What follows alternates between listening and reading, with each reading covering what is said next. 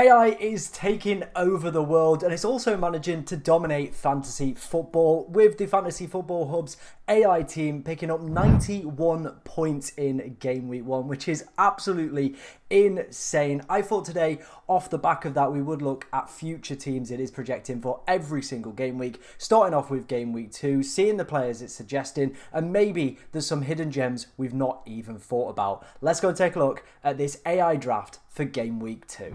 Now, before we go and take a look at this AI draft for game week 2, I just want to say a massive thank you to you guys. The support you've shown on the past few videos has been absolutely immense, and if we could do that again by smashing the like button, leaving a comment, and also subscribing to the channel, it would be massively appreciated by me, as we are trying to hit 10,000 subscribers by the end of the calendar year, and it's only, well, basically going to happen if you guys obviously, you know, act and enjoy the videos and stuff like that. So I'll keep creating the content, you keep smashing it out of the park with views, likes, comments. You've been absolutely amazing, so thank you very much. Right, let's go and take a look at the goalkeeper picks that the AI team has picked.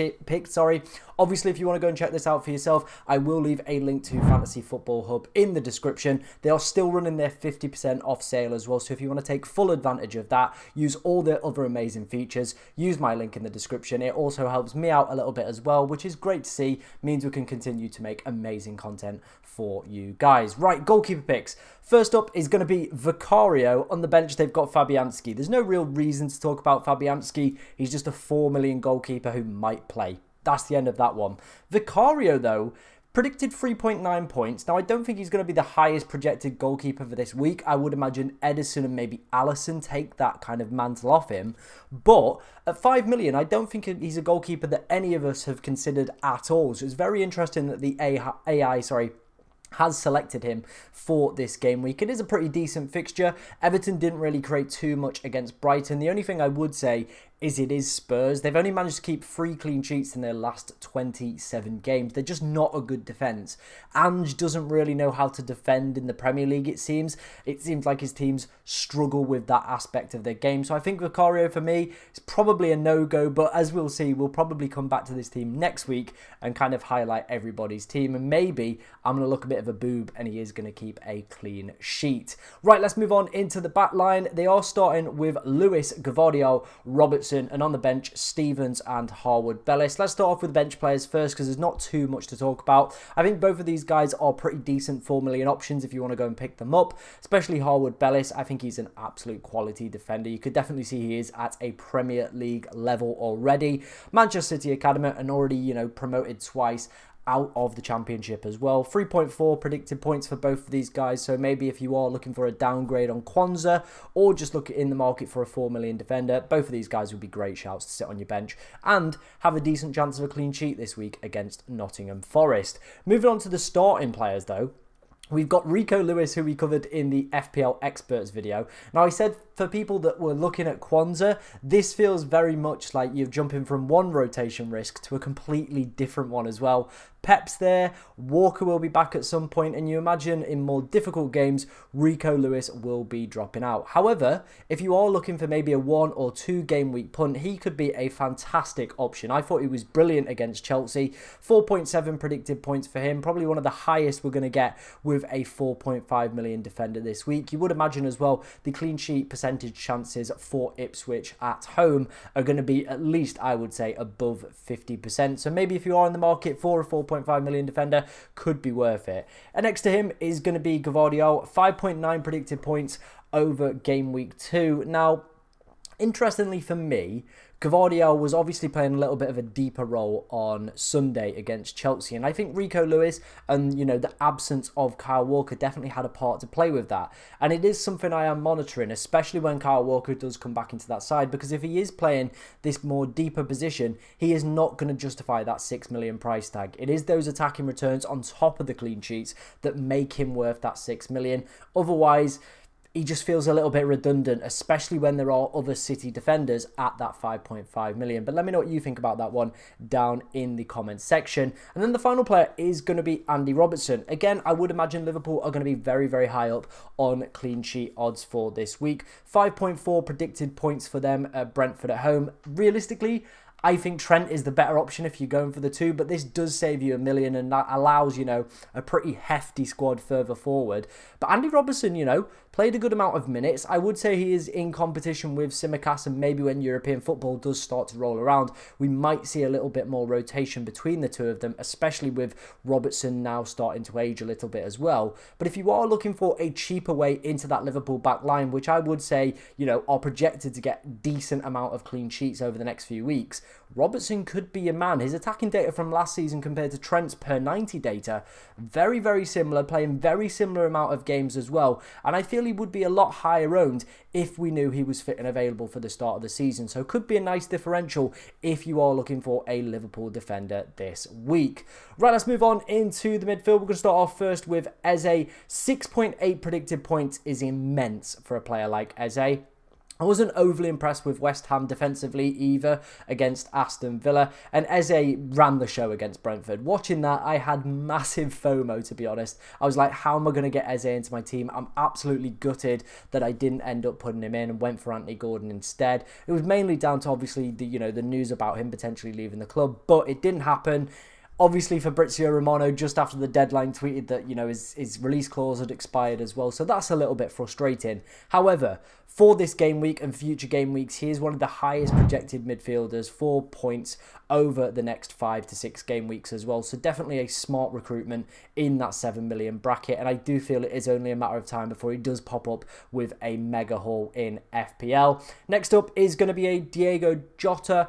Obviously, a great game for him against Ipswich. If he went that way, well done you, fair play. It looks like Gakpo and Darwin are definitely not going to be, I would say, in real contention.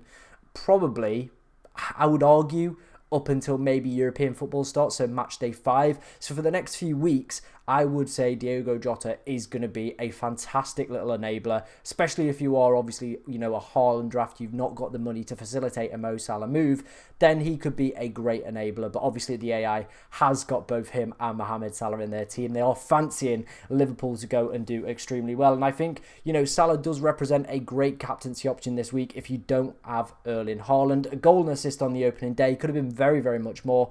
8 predicted points for him as well. Against the Brentford side, who definitely conceded quite a few opportunities. They are away from home as well, so you would imagine they would be set up in their usual back 5. But you could see this Liverpool attacking line, especially in that second half when they dominated the ball, created plenty of opportunities. You could see them winning 2-3-0, and both Jota and Salah being involved in the goal involvements, to be honest. So I think both are great picks for this week, and 100% in agreement with the AI. Ben Brereton Diaz is going to be the final midfielder in the starting 11. Now, I'm a big fan of this one. I watched the Newcastle game and he kept getting into the right positions. Now, I know he obviously picked up a yellow card, came away with 1 point in the end, but he was just in the right areas, creating the right opportunities, and he is kind of playing as a second striker next to Adam Armstrong as well. So for 5.5... maybe if you were a little bit disappointed with the 5.5 million you selected, or looking to free up a little bit of money for future weeks, maybe to allow you to get the likes of Salah, Haaland, Saka in your side, Ben Brereton Diaz could be a fantastic enabler at 5.5, up against one of his former clubs in Nottingham Forest as well. Obviously, I think he was an academy graduate from there. Someone will correct me if I'm wrong, but I remember reading that somewhere. I know at least he played for Nottingham Forest, so could come back to haunt his old side. Again, though, one of the highest projected midfielders over the next 5 game weeks. So if you are looking for a differential and maybe a cheap enabler, he could be your man. The final midfielder is going to be Harry Winks. He's just basically going to be there as a placeholder for the bench, so I wouldn't worry about that one too much. Moving on to our free attackers. Of course, we're going to have to start off with Erling Haaland. 8.7 projected points over this game week. It is the highest we're going to see over the next 5 to 6 game weeks as well. So I think this week he is the best captain by 100%. I think, if I remember correctly, it's now 88 or 89 even percent chance of an anytime return for Erling Haaland. That involves assists or goals, which is phenomenal. It's scary. I'm going to put the stats up for you as well so you can see this as well. It's not even just, the fact that he's got a high percentage chance of an anytime return, but it's also the fact that he's got such a high percentage chance of, picking up a brace or a hat-trick as well to go with that. It's fearful as a non-owner. The AI, they're backing them with the armband this week. It makes complete sense for me. I just don't think you can obviously look past Erling Haaland playing against the newly promoted side. It just makes complete sense. Next pick is going to be Muniz. I think he looked sharp-ish against Manchester United, but realistically, if you brought Muniz in like myself, the United fixture was like a little bit of a free hit, if you like.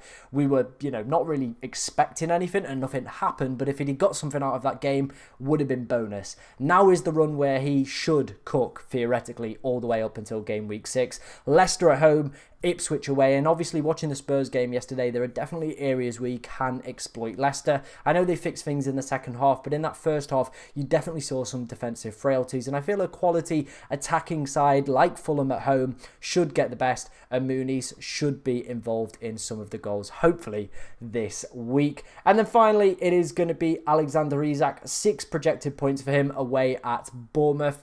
Again, Newcastle, I feel it was really hard to judge them after game week 1. They didn't create too much, but obviously that game completely changes after 31 minutes when Shaw picks up the red card. So I feel we can kind of rule that out from our analysis. I feel we've obviously got to still use last season's data and look at how well he did per 90. And I imagine with a full strength 11, where they don't have to change things around and obviously be a little bit more defensive, we will see a better Alexander Isak and a better Newcastle attacking line. That was the AI team for game week 2. Let me know what you think of it down in the comments section below. Like I said, we will be reviewing these every single week and looking back at the past week to see how the AI algorithm is good at predicting players. If you did enjoy the content that you saw on the channel today, please be sure to like, comment and subscribe. And thank you very much for watching today, ladies and gentlemen, and good luck in game week 2.